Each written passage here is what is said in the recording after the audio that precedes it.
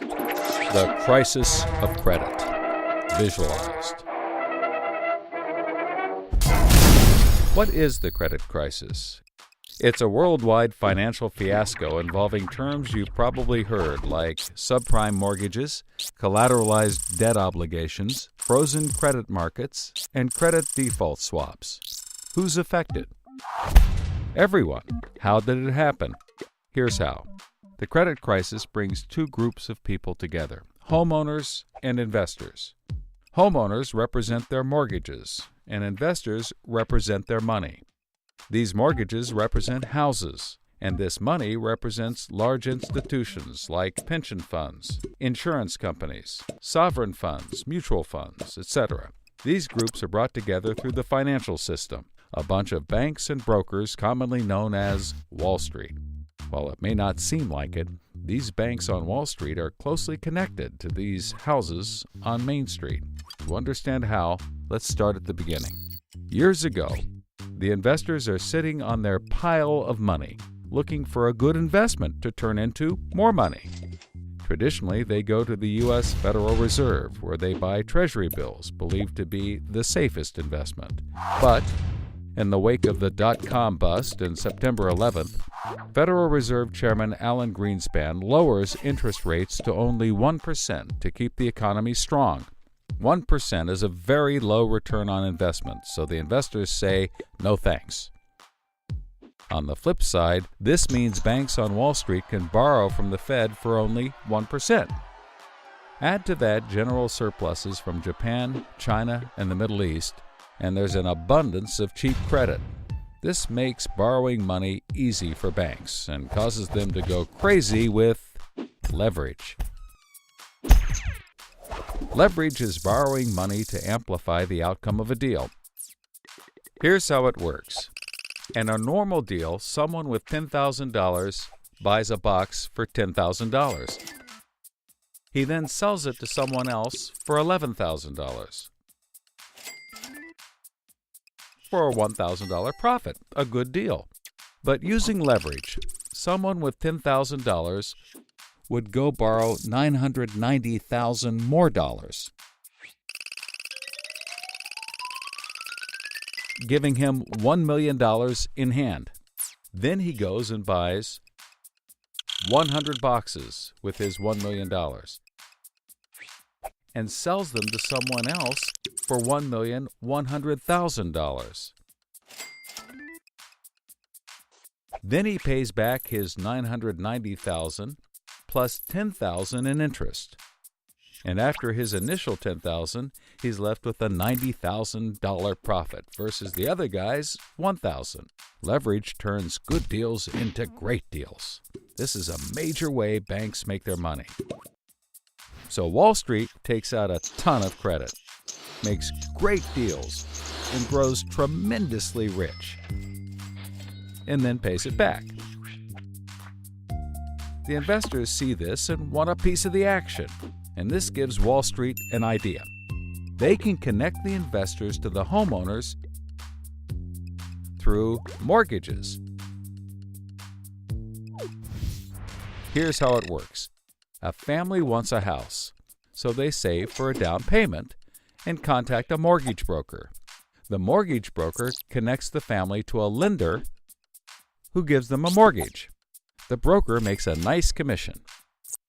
The family buys a house and becomes homeowners. This is great for them because housing prices have been rising practically forever. Everything works out nicely. One day, the lender gets a call from an investment banker who wants to buy the mortgage. The lender sells it to him for a very nice fee. The investment banker then borrows millions of dollars and buys thousands more mortgages and puts them into a nice little box. This means that every month he gets the payments from the homeowners of all the mortgages in the box. Then he sicks his banker wizards on it to work their financial magic, which is basically cutting it into 3 slices: safe, okay, and risky.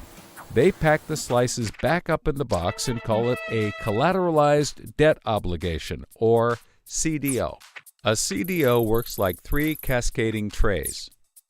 as money comes in, the top tray fills first, then spills over into the middle, and whatever is left into the bottom. The money comes from homeowners paying off their mortgages. If some owners don't pay and default on their mortgage, less money comes in and the bottom tray may not get filled.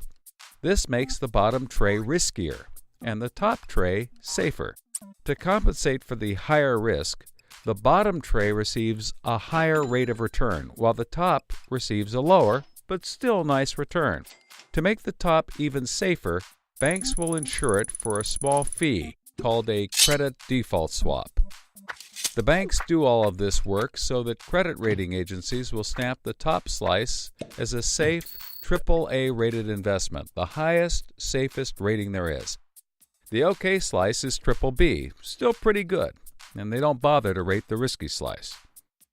Because of the AAA rating, the investment banker can sell the safe slice to the investors who only want safe investments.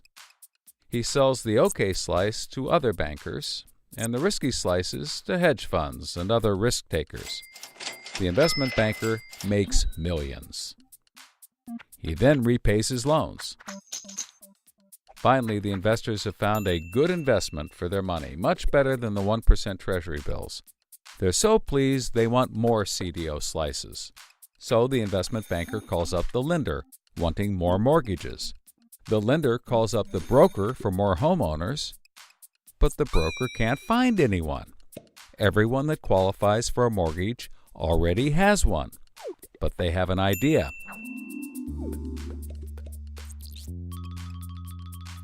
When homeowners default on their mortgage, the lender gets the house, and houses are always increasing in value. Since they're covered if the homeowners default, lenders can start adding risk to new mortgages, not requiring down payments, no proof of income, no documents at all.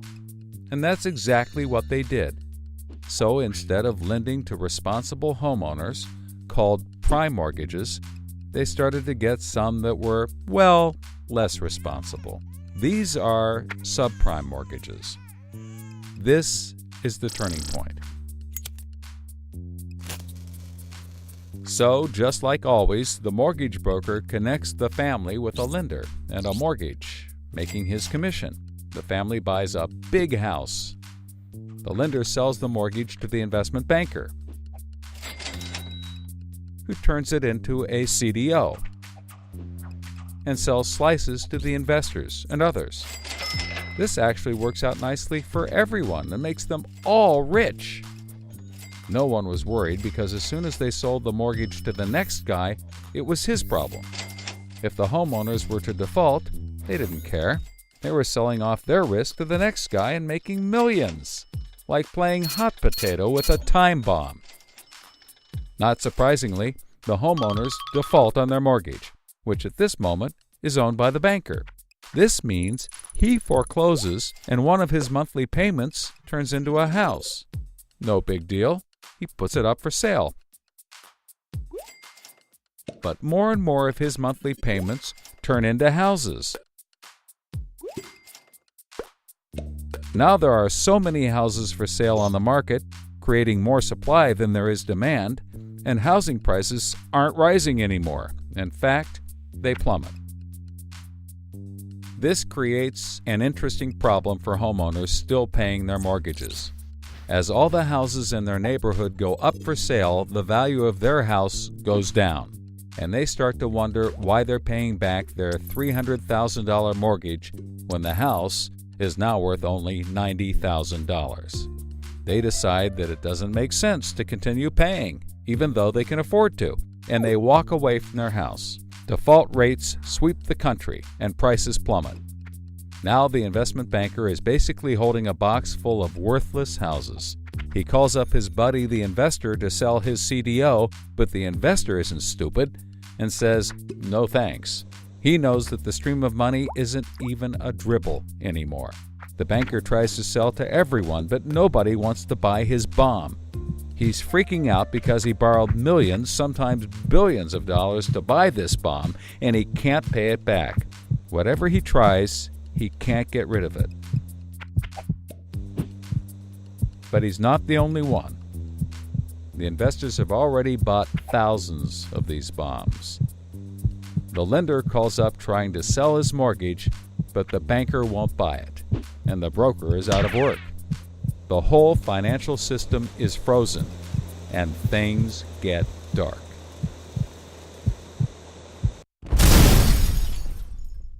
Everybody starts going bankrupt. But that's not all. The investor calls up the homeowner and tells him that his investments are worthless. And you can begin to see how the crisis flows in a cycle. Welcome to the crisis of credit.